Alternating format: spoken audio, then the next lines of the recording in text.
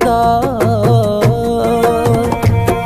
నువ్వు ఊర్వశివని కాదే నిన్ను ప్రేమించింది, నువ్వు దేవతవని కాదే నిన్ను పూజించింది, నువ్వు నింగివని కాదే నేలనేమైంది, నా ప్రాణం అనే కదా నీకు అలుసయ్యింది.